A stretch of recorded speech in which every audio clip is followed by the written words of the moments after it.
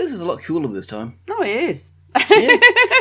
I thought you said we weren't going to start the podcast by talking about the weather. But it's so nice at the moment. Anyway, this What the Weather Update is brought to you by What the History. It is a bit cool and a bit rainy and not like the last week? Fortnight. 3 of weeks summer? Whenever we record. No, of summer. Yeah. Yeah, it's last week and a bit. Oh, okay. Yay! Good stuff. I've really got that much else. It's really weird. We're recording this in the morning, which is just never happens. No. Yeah. It's weird. And it's so quiet because there's no children about. We're not behind a closed door. They've gone to school. Yeah. It's a very, very rare occurrence. We don't hear the whole, "Hi, Mum." We have had to pause recording due to that on previous occasions. Okay. Children come first. Yes. Sometimes. Oh. Okay. You're awful. Well, you know. Yeah. That's how it goes. Okay, enough said. Enough said. Okay. Time to get on with this podcast. Yes, please. Cool. What the... History. Hello and welcome to the What the History podcast, your fortnightly bits of bizarre history that make you say, what the history? Come and sup with us at the table of tidbits. Sounds like the kids' table. I am Trevor Highland and I am joined by... Suzie Highland, who has graduated from the kids' table. And what tasty tidbits do you have this time? Okay, well, this is a very strange podcast for me because I freaked myself out a bit while writing it, which is unusual for me. But yeah, I just had this really weird urge to tell you guys about some haunted battlefields, and our eldest son thought that was great, and he can't wait to hear this podcast. Okay, so I'm going to get on with it. And now, there are reports throughout history where battlefields hold an echo of the trauma, pain and death that occurred there, as if the land itself remembers and holds on, unable to let go. It's very poetic, isn't it? Similar to reported ghosts that haunt buildings and have special significance to them. This What The focuses on battlefields where the soldiers are still fighting, replaying the never-ending battle. Ooh, this is maybe more suited for What The Halloween, but anyway. Now, I'm quite excited about these ones because I'm actually going to be going to the UK later on in the year, and I'll be going near or in some of these places, and Very nice. all very exciting. Okay, my first one is the Pass of Killiecrankie in Perthshire in Scotland. The report told to ghost hunter and author Elliot O'Donnell, who then wrote the account in his book Scottish Ghost Stories in 1912, tells of a woman who went to the pass on a cycling and camping trip. And as she cycled on the road above the pass, she started feeling alarmed, but she kept on going because she wasn't the sort of woman who was going to turn back. Oh no, and decided to set up her camp. The sound of a musket shot made her climb up on a boulder outcrop and survey her surrounds. I'd be a bit freaked out if I heard a musket shot in the middle of nowhere. I certainly wouldn't be climbing up on a rock. But yeah, I'd maybe be, ducking behind said rock. But anyway. There was no one below, and behind her she heard gravel being crunched, as if someone was running on it. The crunchy sound. She looked around and there wasn't any gravel, but she described a Highlander running towards her with a frightened look on his face. He ran straight past her and she heard a second musket shot. So our cat Raph has just come in. Yes. And he's meowing. And okay, you want to get involved in this too, Raph? Alrighty, sweet. Okay, now I'm telling them about the Highlander. Yes. Okay, you've heard this one already. So don't give anything away, okay? Okay, now the Highland, like I said, was running towards her with a frightened look on his face. He ran straight past her and she heard a second musket shot and looked down in the pass to see redcoat soldiers marching past an outcrop of rock and disappear from view. After that, she decided to leave. Yeah, maybe a good idea. And put her foot down to walk away when she felt something solid. Not really sure how a ghost can be solid or anything like that, but I'll continue. She looked down and saw a red-coat soldier dying from a wound, and looking around she saw the pass, full of dead and dying bodies, both Jacobites and redcoats, because it was between English and Scottish. Then she saw a woman with a basket scavenging through the bodies, targeting the redcoats and cutting off their buttons, collecting rings, and if she couldn't get the rings off, she was just simply cutting their fingers off with her dagger. And then, if they weren't dead, she'd finish them off with said dagger. The woman felt the scavenger knew that she was there, and she fell forward in shock. When she opened her eyes, the pass was silent, without bodies. The woman took off, finally, and told her story, and found out that she wasn't the only one to witness the Battle of Killiecrankie of 27th of July, 1689, nor the scavenger woman in which the Jacobites were the victors. The Jacobites were the victors of the battle, which was quite cool for Scotland. Yay, Scotland. Even today, on the B8079 road, which travels through the pass, local legend says it's a pleasant drive, if you don't mind sharing the road with ghosts of Jacobite and redcoat soldiers. My second story is Flodden Field in Branxton, Northumberland in England. On the 9th of September 1513, English under Catherine of Aragon, her hubby Henry VIII was off fighting in France, and Scottish forces under King James IV came to deadly blows, this time with the English claiming victory, and the place hasn't been the same since. It's written that the road after turning left on the B6352 from Northumbria's A697 brings you to the most haunted road in Britain, with drivers stopping suddenly when they see 16th century dressed Highlanders and English soldiers en masse on the road. Around the 9th of September, it's said the entire battle plays itself out as if on a recording. Be a bit freaky.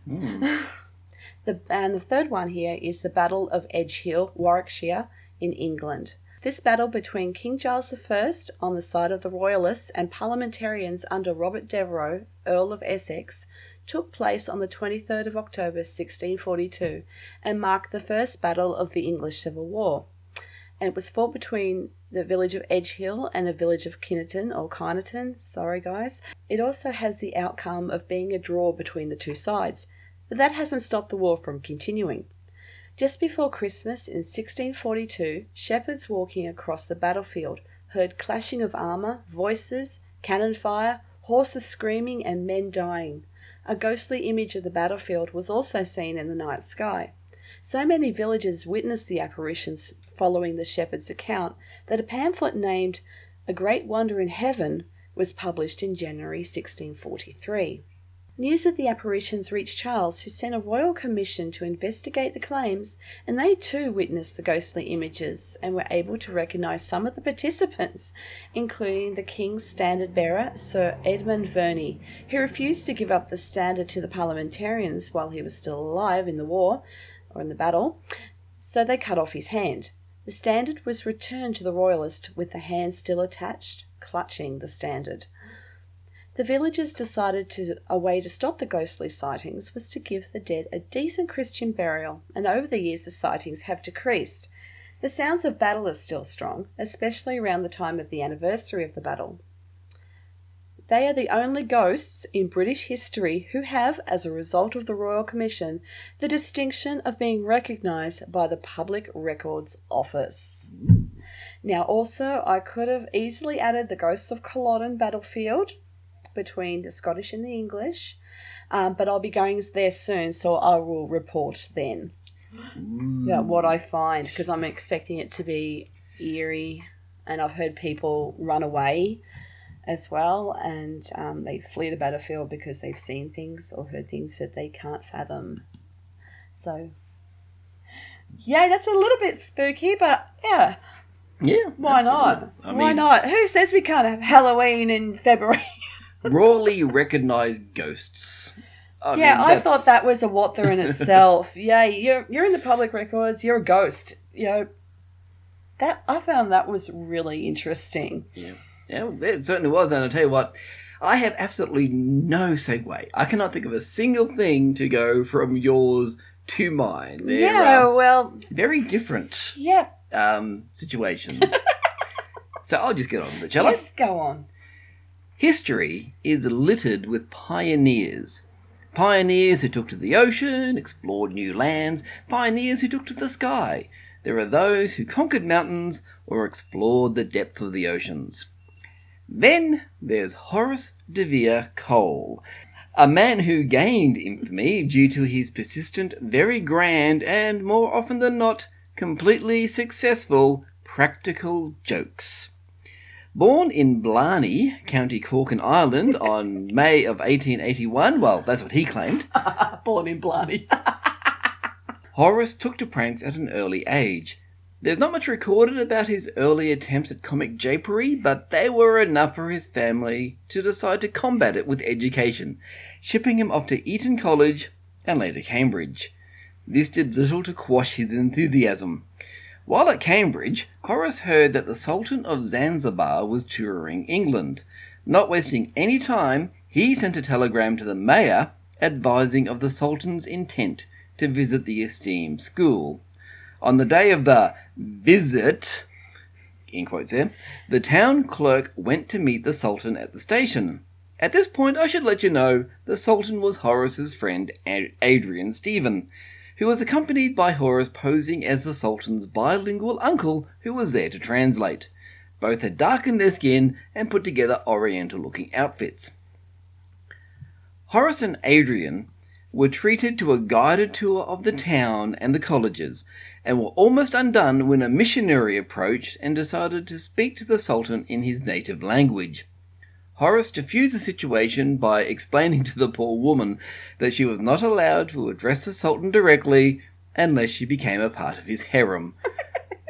At the end of the day, they were escorted back to the train station where they managed to secret themselves away, to remove their costumes and makeup, leaving no one the wiser. Horace kept himself extremely busy with pranks, ranging from the basic to the ingenious. Some examples of his exploits include, but are not limited to, oh no, posing as a surveyor and asking a stranger to hold the end of a piece of string, before taking the other end around the corner, asking another stranger to hold that end, and promptly fleeing the scene. I love this guy. Walking around with a cow's udder protruding from his pants, and when somebody inevitably expressed outrage at his indecency, he would produce a pair of scissors and chop off the, and I quote, offending protrusion, end quote. He organised a party and let the guests discover, upon introducing themselves to each other, that they all had a surname that included the word bottom. I feel so mature. I know. He purchased and handed out a number of tickets to a prestigious play, exclusively to bald men. Of which Trev is one. Absolutely. When the lights came on, the audience members on the balcony above were treated to a rude word spout out on shiny heads, complete with a dot above the eye. Now, on his honeymoon... I know. On his honeymoon, where he went to Venice with his, I don't know, unfortunate bride. I don't know how to describe it. I think she'd have to have a massive sense of humour. Or just be or very just ignore him. Yes. So anyway, on his honeymoon in Venice, he went to the mainland on the 31st of May and made a substantial purchase which he brought back to Venice. On the morning of the 1st of April, the residents were perplexed by piles of horse manure spread around the Piazza San Marco, especially since there were no horses in Venice at the time. God, those poor Venetians. Oh, yeah. All of these pale when compared to what is considered his ultimate prank. Okay, strap in, guys. Strap in, this is so juicy. In February of 1910, the British Navy had docked the HMAS Dreadnought near Weymouth in England. A message was received that a delegation, which included the Emperor of Abyssinia, wished to have a tour of this great vessel. After the crew agreed, a representative of the Foreign Office arrived, accompanied by the Emperor and his entourage. I hope you can hear my air quotes. The gentleman from the Foreign Office was, of course, Horace de Vere Cole. The party included his old college friend Adrian Stephen, along with Adrian's sister, who would later find fame under the name Virginia Woolf.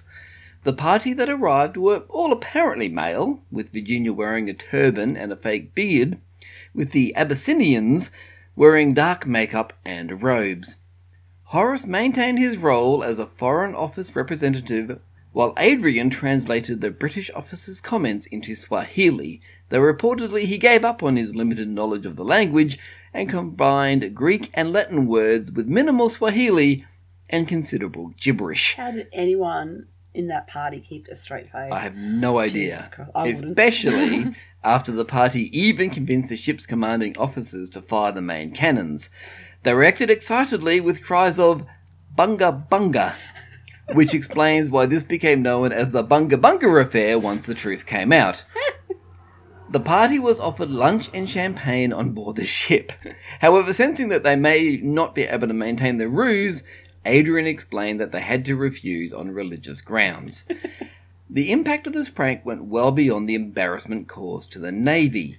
The term Bunga Bunga became a music hall standard for a while, and when the real Emperor of Abyssinia visited England, he was subjected to calls of Bunga Bunga in the streets. Poor guy. Yeah. Horace never tried for anything this big again. However, getting an MP arrested as a pickpocket by slipping his gold watch into the unfortunate victim's pocket, challenging him to a foot race and yelling, "Stop, thief!" halfway through the race was pretty spectacular. Horace died in 1936, just a year before his brother-in-law, Neville Chamberlain, became Prime Minister of Great Britain. I can only imagine what Horace would have got up to with that sort of connection. This is relevant because there's an episode of the TV show Downton Abbey where the Dowager Countess, Violet Crawley, played by the great Maggie Smith, threatens Prime Minister Chamberlain with the prospect of revealing he had participated in some of his brother-in-law's pranks. Ooh, Violet throws down the gauntlet. She does, and Horace de Vere Cole, you are a treasure of What the History. Oh, God, I have tears in my eyes from this guy. Trev read this out to me a few nights ago, and I've already heard of Horace de Vere Cole from my great lot of reading I did when I was younger and still kept it in my head. I'm great for trivia games. Yeah, have me on your team. I'm brilliant at it. Yeah, I had tears rolling down my cheeks from that too. It's like, oh, that guy. He's a cheeky bugger. He is. I don't like cheeky buggers. He was very, very cheeky. I mean, he didn't do anything to really go out and hurt people. It was just embarrassment, really. Yeah, pretty much. Pretty much. Oh, he just did it for a laugh. Yeah, yeah. The world needs laughter. It does indeed. So, I hope everyone out there has also enjoyed this edition of What Their History. Now, sorry, Mum, it's a little bit dark, but hey, Trev made up for it in spades. Two extremes. And if you want to find out more about anything that we have discussed, we do have references in the podcast description down below, unless you're checking out the YouTube version of this, in which case there's a link to the page with references. And I have lots of pictures for my battles. Yes, there will be lots of pictures for the battles. Yeah, I could have put the Angel of Mons in there as well, but yeah, just stop now. So many things. I could have put in a bunch more pranks too. Yeah, but, to keep this nice and bite-sized and not go on forever. Yes, we have to draw the line somewhere. And that's why we give the references, so you can find out even more about these check it out yourselves, fascinating, bizarre things. And, of course, we would love to hear from you, especially if you do, and you can tell us things that you think we should have mentioned. We're happy with that. Or mention them yourselves. Yeah, absolutely. And you can get in touch with us very, very easily on our homepage at wthpod.rufusproject.com. You can leave a comment below this very episode. You can find the What the History podcast on Facebook. We're on Twitter at pod_what, or use the hashtag WTHpod, or even send us an email to wthpod@rufusproject.com. Of course, if you go to the Rufus Project YouTube channel, you'll be able to leave comments there. We're making it easy for you guys, okay? Yeah, we're everywhere. Yep, absolutely. Our plan of world domination is going ever so slowly. Yes, thank you very much for those who've contributed to our plan of world domination, because it will happen. You guys are awesome. Awesomes. So I think on that note, thank you very much for listening to this episode, and we will be back in a couple of weeks' time with 2 more bizarre bits of history to make you say, what the history? Bye. Farewell.